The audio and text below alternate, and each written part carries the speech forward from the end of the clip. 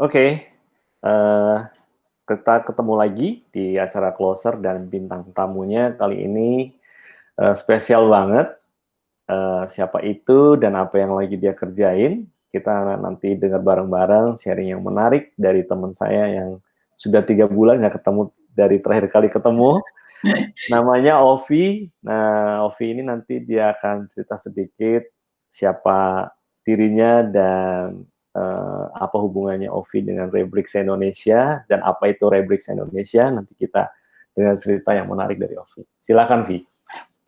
Halo semuanya, aku Opi, aku salah satu founder dari Rebrix Indonesia. Rebrix Indonesia itu apa sih? Rebrix Indonesia itu adalah perusahaan yang baru, nggak baru-baru banget sih sebenarnya. Kita udah memulai pekerjaan kami itu sejak Juli 2018, tapi kita baru Rebrix Indonesia baru launching produk pertama pada November 2019.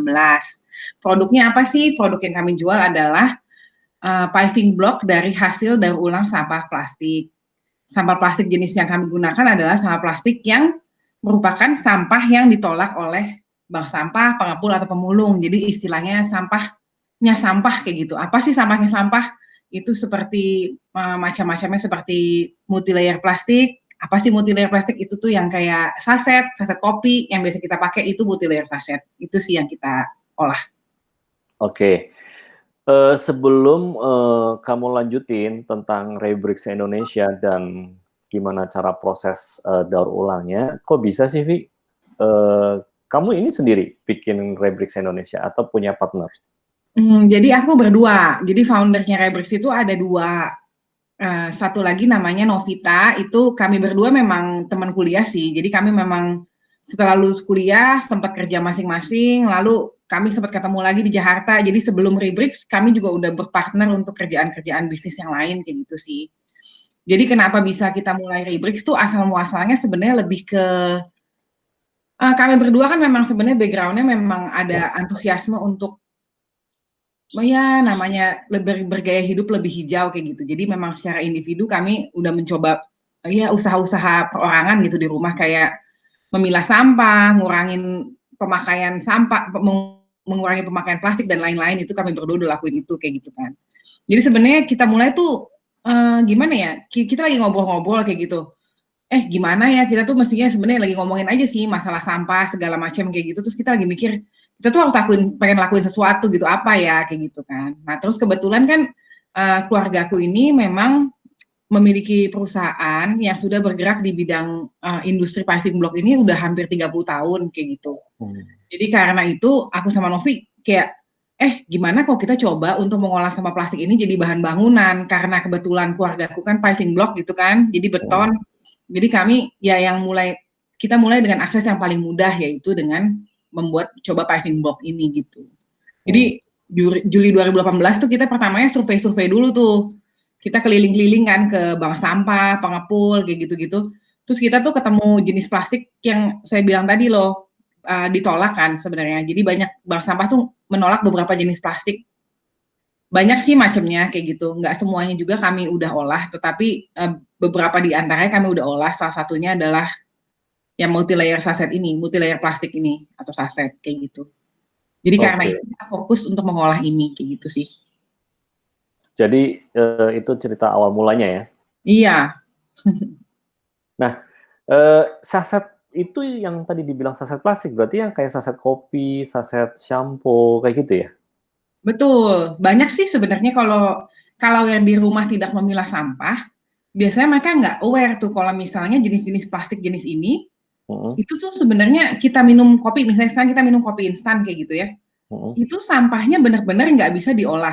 Jadinya itu akan pasti berakhir di TPA kalau misalnya sistem pembuangan sampahnya benar. Tapi mhm, kalau misalnya nggak berakhir di TPA, karena nggak ada yang ngumpulin kan, karena nggak ada nilai jualnya nih sampah mhm. saset. Nah, biasanya tuh jenis-jenis sampah saset inilah yang jadi polusi untuk kayak di air, di sungai, dan lain-lain kayak gitu sih, Mas. Jadi banyak orang nggak notice kayak gitu. Tapi jenis sampah seperti multilayer ini salah satunya, Mhm. dan juga contohnya kayak bungkus mie instan kayak gitu, itu tuh sebenarnya sama sekali nggak ada yang ngolah. Jadi bank Oke, sampah pun tidak terima. Jadi itu benar-benar kita makan sekarang, kita buang ke TPA. Sedangkan kan yang seperti kita tahu, tahun 2021 itu kan Bantar Gebang juga akan penuh kan? Kayak gitu sih. Oke. Jadi dari sampah-sampah waktu kamu pertama kali lihat, memang sengaja memilih sampah yang tidak bisa didaur ulang, atau baru kepikir, oh ternyata sampah ini nggak bisa didaur ulang, jadi baru kepikir enaknya dibikin apa ya, kayak gitu? Mana duluan? Itu kita udah tahu sih sebenarnya gimana ya, itu gimana duluan ya. Jadi kami tahu itu tuh tidak terdaur ulang, karena kan kita udah memulai memilah sampah juga di rumah kayak gitu kan. Hmm. Tapi pas kami pergi ke bank sampah dan pengepul tuh makin gimana ya, karena kita ngobrol-ngobrol sama banyak orang kayak gitu, Hmm. terus kita juga mulai cari research data kan, kita lihat data statistik, sampah di laut dan lain-lain kayak gitu. Makinlah kita akhirnya, kita fokus sama yang ini aja yuk, yang ini kan benar-benar tertolak kayak gitu. Karena kita berpikirnya sih lebih kayak gini sih Mas, kalau kita ikut-ikutan mengolah sampah plastik botol misalnya ya, botol itu kan sebenarnya harga jualnya udah tinggi banget ya di masyarakat sebenarnya. Jadi Ya. kalau lihat data itu, Indonesia itu mengolah sampah botol dengan cukup maksimal, hampir 60% sampah botol itu terolah. Dan itu salah Oke. satu yang tertinggi, maksudnya salah satu yang tinggi di Asia gitu. Jadi Indonesia tuh mengolah sampah botol dengan cukup maksimal. Jadi kami ngerasa kalau kita ngolah botol juga, apa fungsinya dong Iya. keberadaan Rebrix ini? Jadi akhirnya kita fokus sama sampah yang tertolak ini. Itu sih asal muasalnya. Menarik ya kata-katanya, sampah yang tertolak. Kayak judul Tapi memang sinetron. tapi memang ya memang tertolak gitu, rejected plastik. Tertolak. Oke. Karena kalau misalnya kita bawa ya sampah jenis ini gitu, kita pergi ke bank sampah kayak gitu, pasti ditolak tuh, nggak bakal diterima. Gak ada harganya sama sekali ya? Nggak ada, sama sekali nggak ada sih. Jadi kebetulan kemarin kami cukup senang sih, Juni kemarin kita udah beli sampah jenis ini sama salah satu bank sampah di Kabupaten Bogor kayak gitu.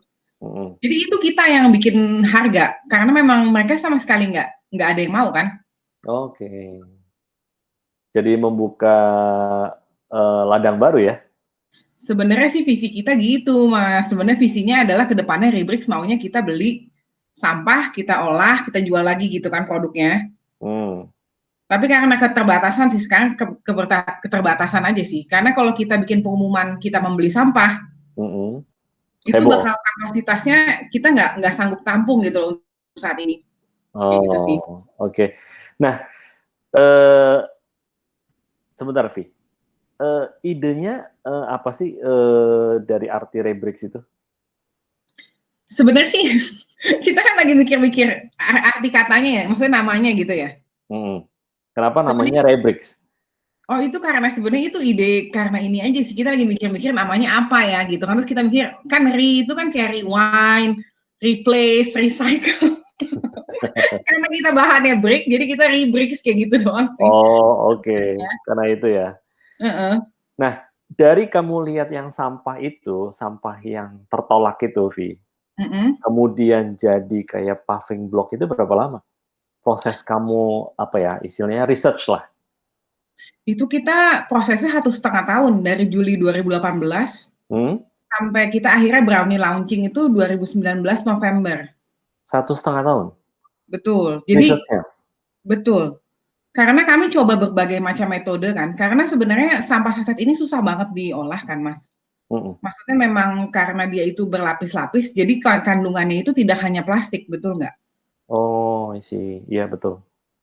Jadi kita tuh memang coba berbagai metode, terus akhirnya kita pilih metode ini kayak gitu. Kebetulan di tim kami itu ada juga kayak tenaga teknis gitu. Dia ini namanya Mas Arif. Mas Arif itu adalah dosen di salah satu universitas di Jakarta, bidang teknik sipil kayak gitu. Jadi kami dalam research-nya ini bareng gitu. Jadi Mas Arif yang kasih banyak teori kayak gitu. Sedangkan saya kan pengetahuannya lebih ke praktisi kan, karena keluarga praktisi pembuat paving kayak gitu. Jadi Mas Arif inilah yang sumber pengetahuan untuk teoritisnya dan lain-lain kayak gitu sih. Oke. Selain itu kan, ya sorry. Selain itu kan karena Mas Arif ini bekerja di universitas, jadi kami juga jadi lebih mudah untuk akses tes di laboratorium dan lain-lain kayak gitu sih. Oh, jadi 1,5 tahun itu sudah termasuk tes laboratorium? Sudah. Sudah ya? Gagal berapa kali, Vi? Waduh, itu sih nggak usah ditanyain sih, itu bener-bener kayak, apalagi kita, wah itu sih nggak tahu sih. Saya sih sampai ngerasa kayak gini nih. Dulu kan orang suka bilang, do what you are passionate about gitu kan. Mesti kita harus lakuin apa-apa dengan passion kayak gitu kan. Dulu kan aku suka ngerasa nggak kayak gitulah kayak gitu kan. Kita kerjain apa yang kita di bidang kita ketemu aja gitu kan harusnya. Tapi itu benar menurutku. Sekarang aku tahu itu benar karena 1,5 tahun itu tuh ya ampun kalau kita berdua aku sama Mbak Novi memang nggak kita nggak ngelihat ada purpose-nya yang lakuin ini, kita sih udah berhenti dari kemarin-kemarin sih Mas. Itu tuh bener-bener kayak kita udah semangat-semangat nih, wah ini bagus nih kayak komposisinya gitu kan. Di tes di lab ternyata jelek kayak gitu. Terus kayak oh ini oke nih gitu. Kita coba metode itu terus ternyata nggak konsisten dan lain-lain. Aduh itu sih udah banyak banget sih kalau gagalnya mah. Iya, kalau tadi dibilang 1,5 tahun kan itu artinya sudah jadinya kan.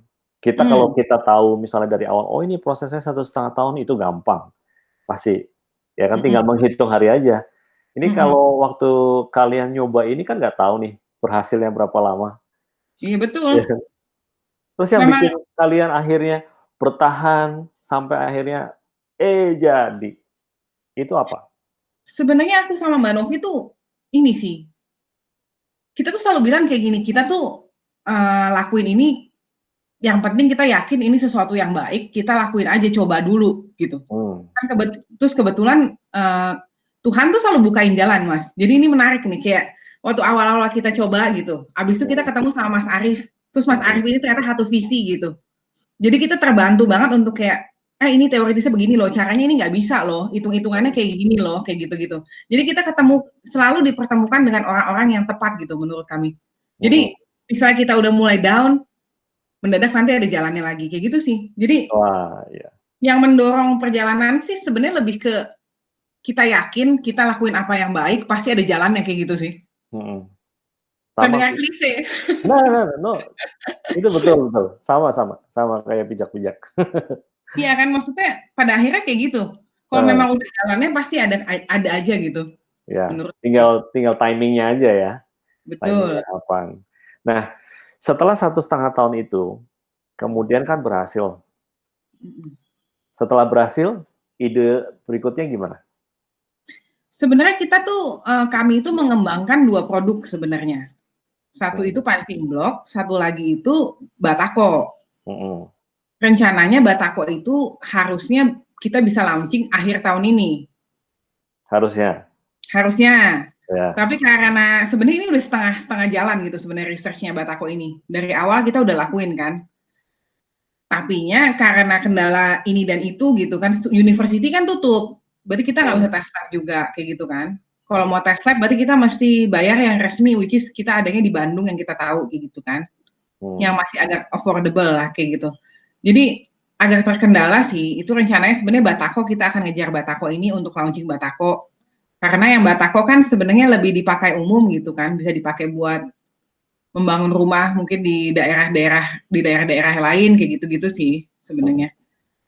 Kalau rencana Rebrix sih sebenarnya karena kondisi COVID kayak gini, sebenarnya kita go with the flow sih. Maksudnya kita punya plan, misalnya kita visinya adalah Rebrix pengennya ada di tempat lain, di kota lain, dan lain-lain kayak gitu kan. Kita pengen kerjasama sama, misalnya kita pengen kerjasama sama pemerintah lah, visinya kan banyak di awal tahun. Tapi pada faktanya kan kita dihadapkan dengan kondisi seperti ini kayak gitu kan. Iya. Jadi kita kembali, sebenarnya ini kayak satu tes sih. Maksudnya tes untuk kayak kita jalan aja nih, jalan kita yakin pasti ada jalannya kayak gitu sih. So far sih selalu ada jalannya sih. Iya, luar biasa. Berarti yang udah proven tuh yang paving block ya?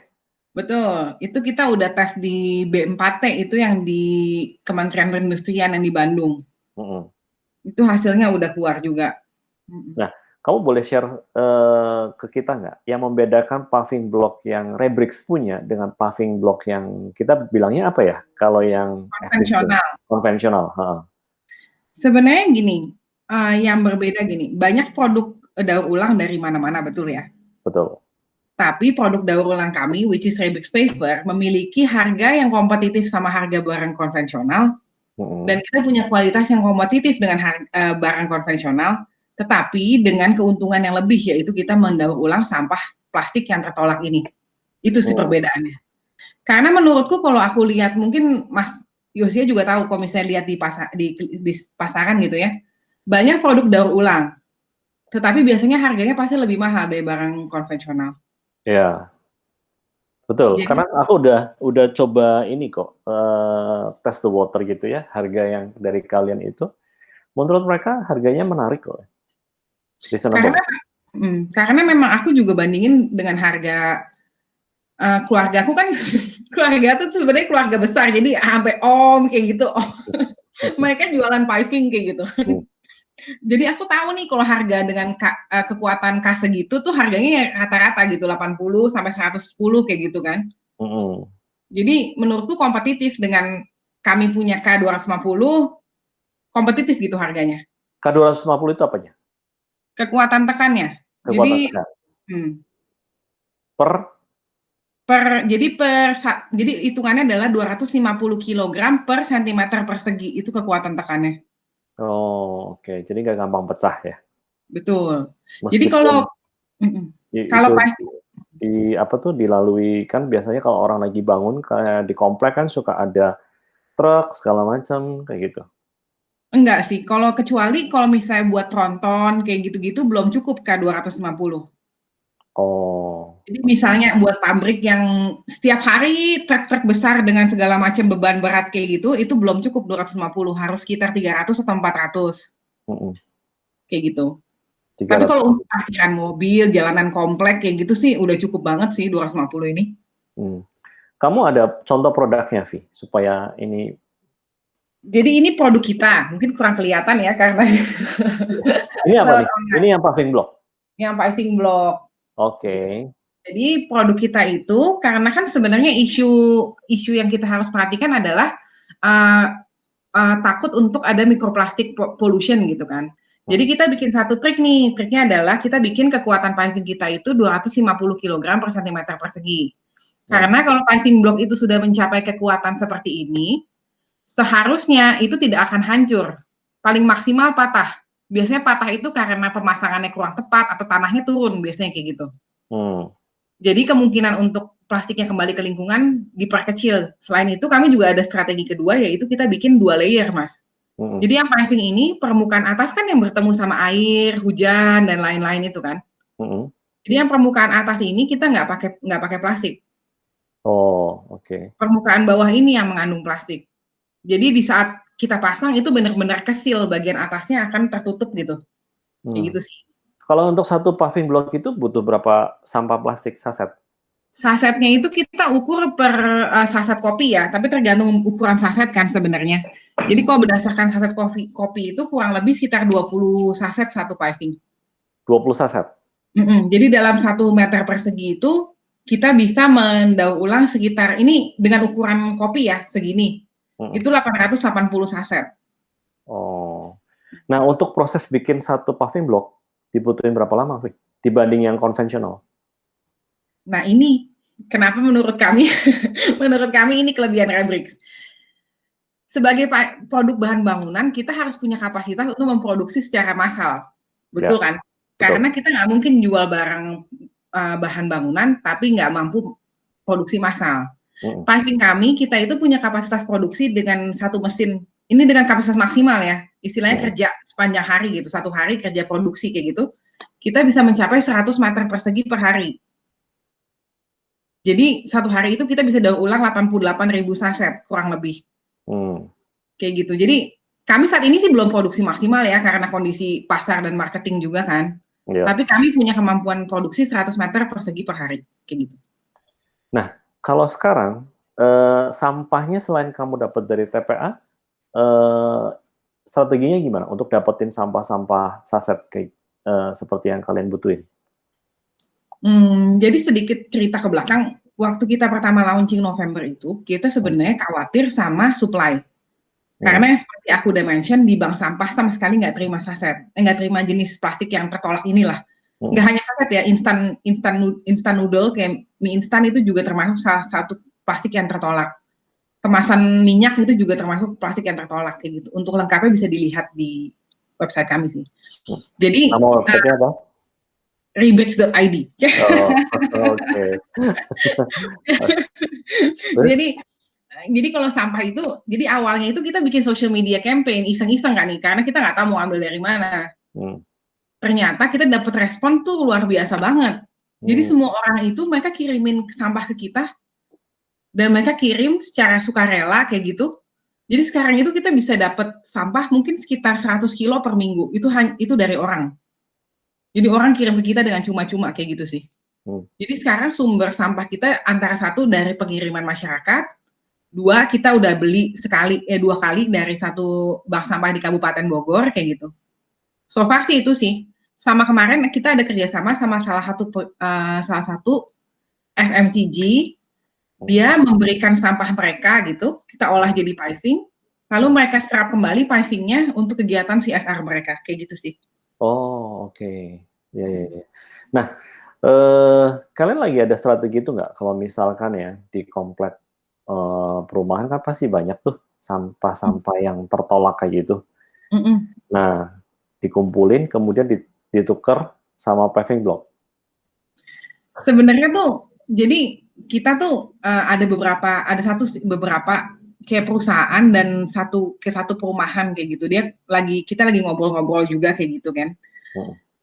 Sebenarnya sih skemanya adalah kita itu gini, sampah yang masuk, supply sama demand ini harus seimbang, karena sebenarnya kalau demand-nya tidak banyak, kami tidak bisa mengolah banyak sampah kayak gitu kan.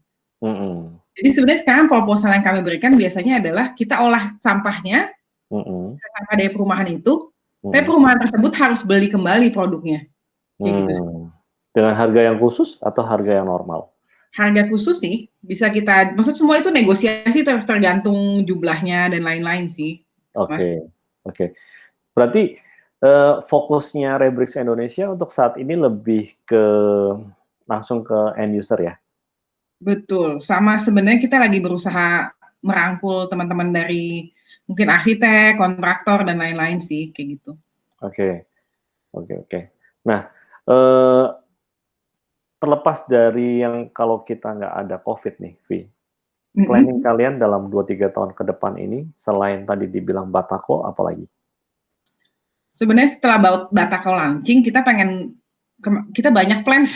Kita pengen sebenarnya buka lagi satu kan, sebenarnya pengen punya kayak buka satu cabang di mana kayak gitu sih, berkolaborasi dengan salah satu pihak, mungkin bisa dibuka di Kalimantan kan, karena sebenarnya Kalimantan ini sebenarnya Presiden Jokowi kan dia punya visinya ibu kota baru itu ibu kota yang smart and green city kan kayak gitu. Betul. Sebenarnya kalau misalnya ibu kota benar-benar berjalan dan berlangsung dibangun, seharusnya kami punya di Kalimantan kayak gitu loh. Karena asumsinya produksi yang kami jual ini adalah produksi, maksudnya barang hijau kayak gitu kan. Maksudnya green gitu, ini dan ini ramah lingkungan, dan kita maksudnya memang nyata gitu, 1 meter persegi berarti kita menyelamatkan lingkungan dari 880 saset kayak gitu. Jadi sebenarnya plannya kita pengen buka cabang sih, kita pengen punya beberapa Rebrix di kota-kota lain kayak gitu. Karena permasalahan sampah kan nggak cuma di Jakarta gitu. Betul. Sampah yang tertolak ini tuh bukan hanya ditolak di Jakarta loh, di seluruh Indonesia kayaknya ditolak gitu. Kami belum survei sih secara langsung, tapi kalau kayak di Bali itu mereka menolak kayak gitu. Terus teman-teman yang dari sosial media kontak kita gitu ke WhatsApp kayak gitu. Dari Kalimantan, dari Lampung, mereka kayak di sini nggak ada yang nerima nih. Gimana ya? Rebrix nggak ada ya di Kalimantan kayak gitu-gitu sih. Jadi sebenarnya ada keperluan untuk solusi terhadap sampah yang tertolak ini kayak gitu sih. Kerjasama yang dimaksud ini apakah cuma sekedar penerimaan sampahnya atau penjualan dari hasil olahnya atau termasuk produksi? Jadi sebenarnya nih kami sebenarnya bentuk kerjasama itu semua bisa dinegosiasikan sih. Tapi sebenarnya lebih ke bentuk kayak maksimum tuh mungkin kayak bagi hasil kayak gitu ya. Kenapa? Karena kami ini tidak pernah, Rebrix ini sejak awal tidak pernah memberi pelatihan. Bukan karena kami pelit sama ilmu, tapi lebih karena gini, sampah barang yang kita produksi itu kan mengandung sampah, betul ya? Ya. Untuk mencegah mikroplastik pollution ini yang saya bilang ada beberapa hal yang mesti diperhatikan. Satu, kekuatan dan kualitasnya, dan tadi yang saya bilang kan yang 2 layer dan lain-lain, dan dengan metode khusus kami lah. Kenapa kami nggak memberi pelatihan? Karena kami merasa kami harus bertanggung jawab dengan pricing yang kami produksi. karena kalau kami kasih pelatihan di sana dia tidak ikutin yang Caranya. kita komposisi kita kayak gitu, terus ternyata pipingnya gampang hancur dan lain-lain. Akhirnya Rebrix menyebabkan masalah baru, bukan membantu menyelesaikan masalah, betul kan? Betul. Iya. Jadi, jadi memang kami tuh pengennya visinya adalah entah bagaimana ya nanti bentuk kolaborasinya, entahlah bagi hasil, entahkah apa sewa tempat dan lain-lain itu sebenarnya up for negotiation sih. Tapi yang pasti Rebrix harus punya bagian di situ. Karena kami akan harus terus pantau kan, harus kirim quality control segala macam kayak gitu-gitu sih. Oke. Jadi rencananya cukup ini ya, cukup strategik. Ambisius. Cukup strategik, tapi menghadapi COVID memang harus beradaptasi ya, Vi ya. Iya, sekarang memang harusnya jalanin aja lah ya. Kita maksudnya sedikit-sedikit maju, everything lah. Maksudnya yang perkembangan seminimal mungkin harus disyukurin aja ya, kayaknya. Ya, betul. Nah, dalam masa pandemi gini, strategi yang kalian pakai sejauh ini kayak gimana? Untuk memperkenalkan Rebrix? Sebenarnya cuma kami tuh banyak lebih karena kita kan sebenarnya strateginya nggak bisa hard selling kan, kita nggak bisa hard marketing, kita nggak bisa datengin kantor itu masing-masing gitu, kita datang sendiri bawa perkenalan dan lain-lain kayak gitu. Jadi memang solusinya adalah kita sekarang lagi fokus mencari satu funding, dua ikutan kompetisi, tiga kita ikutan komunitas untuk kayak memperkenalkan lah gitu teman-teman ini loh Rebrix kayak gitu sih. Sebenarnya lebih membangun branding dulu sih. Karena saat ini kan sebenarnya yang bisa kita kejar adalah membangun branding di sosial media, terus abis itu membangun link komunitas kami kayak gitu kan. Terus kayak sekarang kita sharing-sharing juga, jadi kita kayak webinar dan lain-lain kayak gitu sih sebenarnya. Dan kalau untuk kayak ke arsitek kayak gitu lebih ke kami kedapat email apapun itu kita kirimin pengenalan dan lain-lain kayak gitu. Tapi lebih ke kenal dari sini, abis itu kenal lagi sama ini kayak gitu sih. Lebih kayak ya gitu. Terus itu Vi, kamu ada ini nggak? Ada kata-kata untuk motivasi buat anak-anak muda nih Vi? Kalau selama ini kan kadang mungkin banyak yang nggak peduli sama lingkungan, tapi kalian kan berhasil ya, meskipun belum populer lah istilahnya, tapi sudah berhasil mengubah dari yang sampah tertolak, udah sampah tertolak lagi. Sampah kan padahal sampah, ini udah sampah, tapi sampahnya sampah kan. Itu menjadi sesuatu yang bernilai. Mungkin kamu ada encouragement ini? Jadi menurutku sih sebenarnya gini, untuk merangkum ya, sebenarnya kita itu permasalahan sampah ini sebenarnya hanya bisa diatasi. Idealnya adalah dengan reduce sama reuse. Kita seharusnya mengurangi sampah dan menggunakan kembali apapun itulah, misalnya menggunakan beling instead of plastik dan lain-lain kayak gitu. Tapi recycle itu adalah sebuah upaya untuk membantu memberikan solusi untuk situasi yang urgent kayak gitu. Saat ini kan sebenarnya permasalahan sampah ini udah sangat emergensi lah kayak gitu. 2021 TPA tutup dan lain-lain. Jadi sebenarnya siapapun itu di bidang sampah ini sebenarnya kita membutuhkan bantuan dari segala macam pihak gitu. Masalah sampah itu nggak bisa hanya satu orang atau pihak swasta doang, satu organisasi doang yang mengatasi kayak gitu. Jadi siapapun yang memang tertarik dengan isu sampah atau tertarik untuk mendaur ulang sampah, ayo silahkan gitu, coba aja dulu. Karena memang pada dasarnya semua just go ahead gitu, cobain aja dulu. Karena kalau niatnya baik pasti ada hasilnya. Apalagi kalau kita mau coba masalah sampah ini ya, kalau dari pengalaman aku gitu, pengalaman aku dan Mbak Novi, baru bilang mau olah sampah, itu kritikan kanan kiri itu langsung datang tuh, ngapain sih gini-gini, mana bisa sih gitu-gitu. Selalu ya. Iya, jadi coba aja. Kalau udah berhasil ceritanya beda ya Vi. Pada dasarnya sih sebenarnya kayaknya kita harus berjalan sesuai kata hati aja sih kayaknya.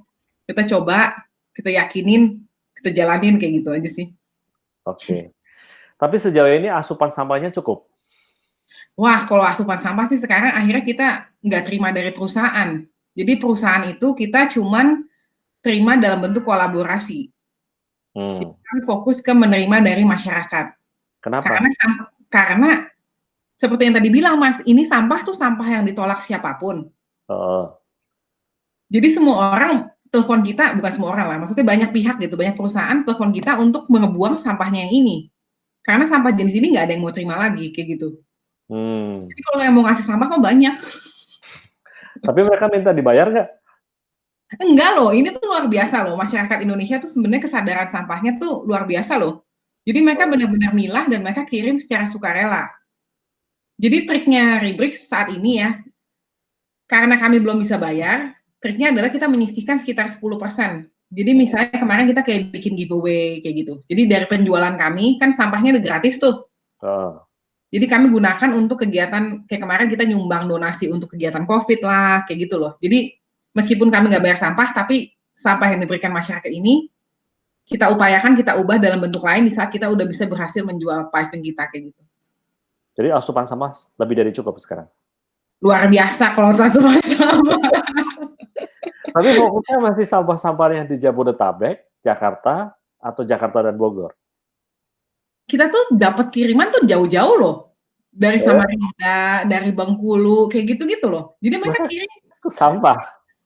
Dan ini tuh mereka kirim bayar sendiri loh, Mas. Okay. Makanya saya bilang sebenarnya masyarakat tuh luar biasa banget. Sebenarnya ada kerinduan gitu untuk sama-sama ya?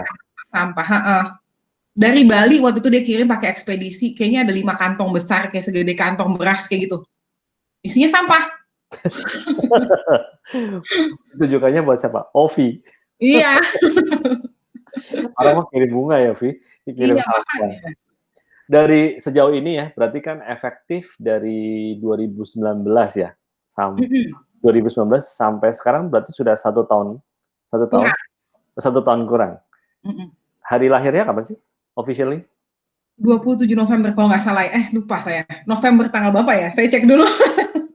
Oke, nah dari hampir 1 tahun ini daerah mana, Vi, yang paling banyak ngirim sampah?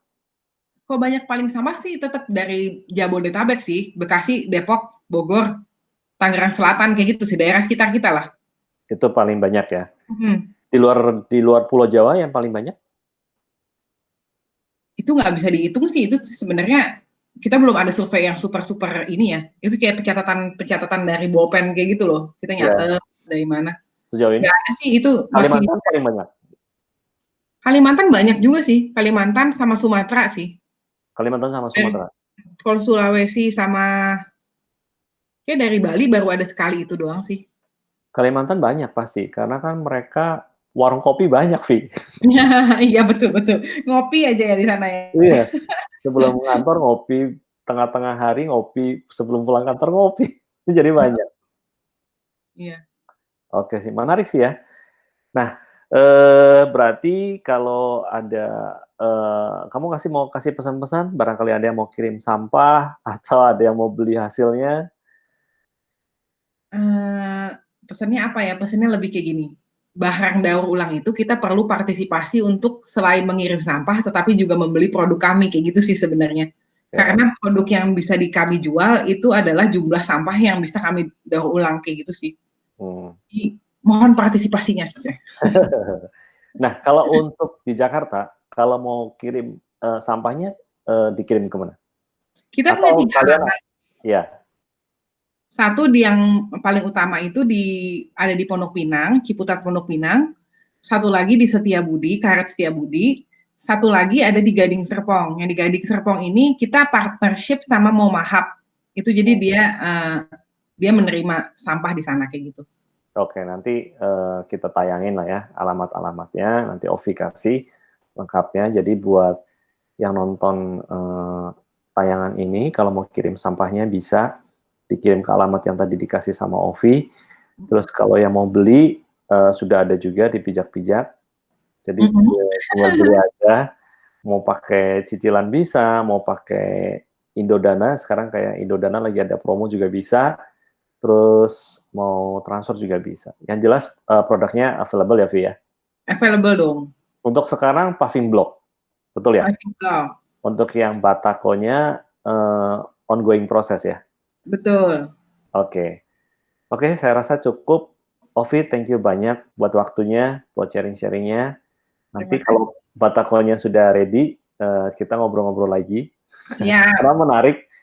Karena pastinya nggak cuma Batako, bisa jadi ada produk-produk lain juga ya, Vi, ya? Amin, amin. Oke. Thank you, Vi. Terima kasih. Bye. Bye-bye.